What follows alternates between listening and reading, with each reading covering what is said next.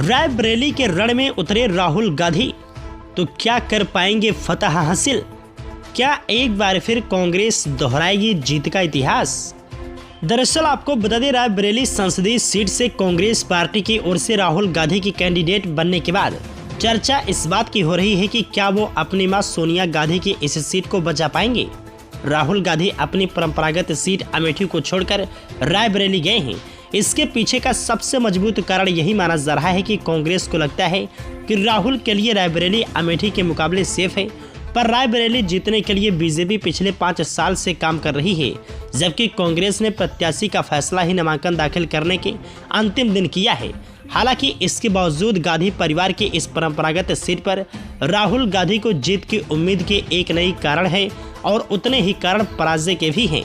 पहले हम चर्चा करते हैं कि राहुल गांधी और कांग्रेस की उन कमजोरियों पर जिनके चलते ऐसा लगता है कि रायबरेली का रण राहुल के लिए सकारात्मक संदेश लेकर नहीं आने वाला है। कुछ कारणों की चर्चा करते हैं।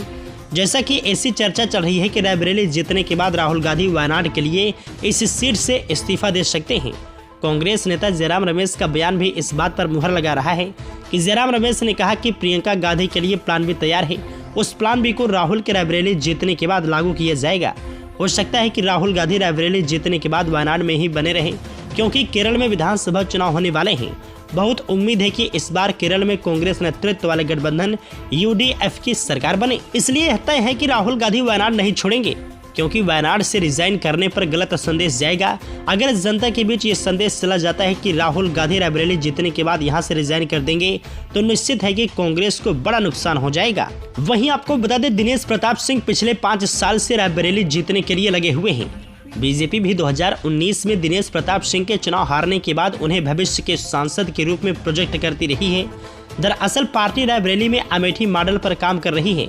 जैसे स्मृति ईरानी 2014 में चुनाव हारने के बाद 5 साल लगी रही और 2019 में राहुल गांधी को हरा दिया, उसी तरह दिनेश प्रताप सिंह भी लगे हुए हैं। उन्हें बीजेपी ने चुनाव हारने के बाद न केवल एमएलसी बनाया, बल्कि यूपी मंत्रिमंडल में उन्हें मंत्री पद भी दिया। कभी दिनेश सिंह सोनिया गांधी के खास लोगों में हुआ करते थे। कहा जाता है कि दिनेश सिंह के आवास पंचवटी से पूरे जिले की राजनीति कंट्रोल होती है।